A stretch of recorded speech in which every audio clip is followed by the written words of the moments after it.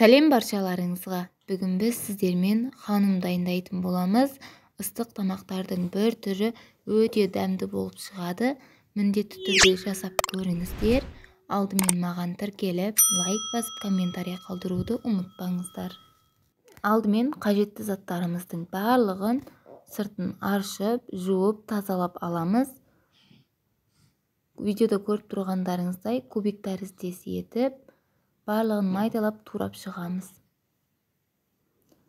Қажетті заттарды описание бөлімінде жазатын боламын. Сол жерден көре аласыздар. Мен 2 картошка, 2 сәбіз, 2 пияз, ет қостым. Өздеріңіздің қалауларыңызға байланысты асқабақ немесе қырыққабат капуста қоса аласыздар. Міндетті түрде жасап көріңіздер. Тойымды тағамдардың бір түрі ыстық тағам. Менің арнама жаңадан қосылғандар болса, міндетті түрде тіркеліп, менің каналымды қолдап кетіңіздер. Алдағы уақытта басқа да рецепттер салып отырамын. Өздеріңізге қажетті заттарды алып отырасыздар, көріп. Қоңырауша белгісін басып қойсаңыздар, бірінші болып сіздер көре аласыздар.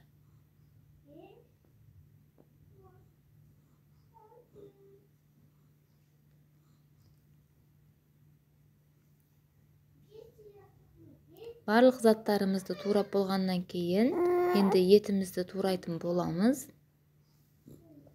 Етімізді де кубик тәріздес етіп, майдалап турап аламыз.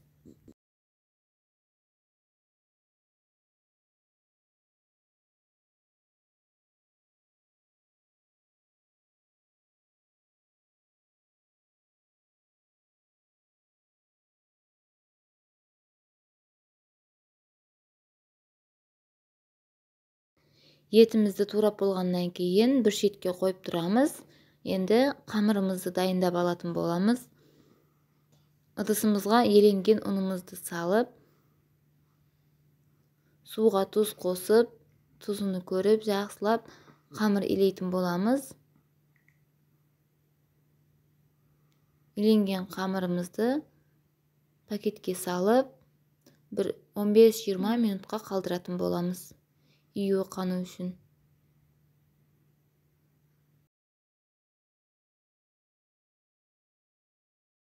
Енді салмамызға паприка, қара бұрыш, тұз салып, жақсылап араластырып, дайындап қоямыз.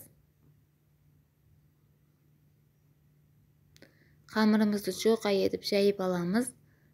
Жайып болғаннан кейін салмамызды салып, біркелкі етіп жайып аламыз.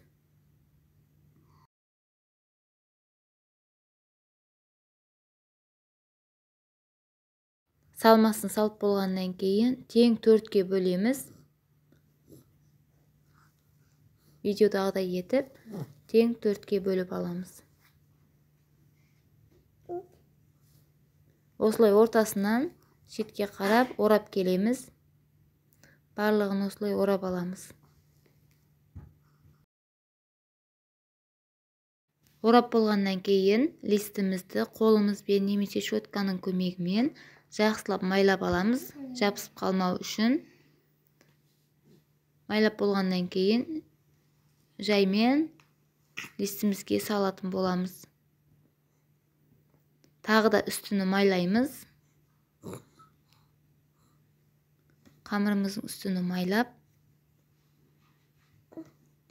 екінші листімізді дәл осылай қойып шығамыз.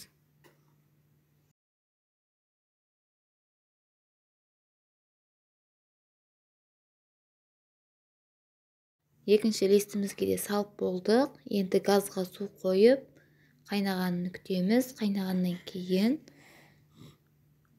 ханымды салып, судың үстіне қоямыз. 45 минуттан кейін ханымымыз дайын. Міндетті түрде дайындап көріңіздер. Өте әдемі, өте дәмді ыстық тағамдардың бір түрі. Егер рецептім ұнаса, маған тіркеліп, мені қолдап кетіңіздер. Бәріңізге рахмет.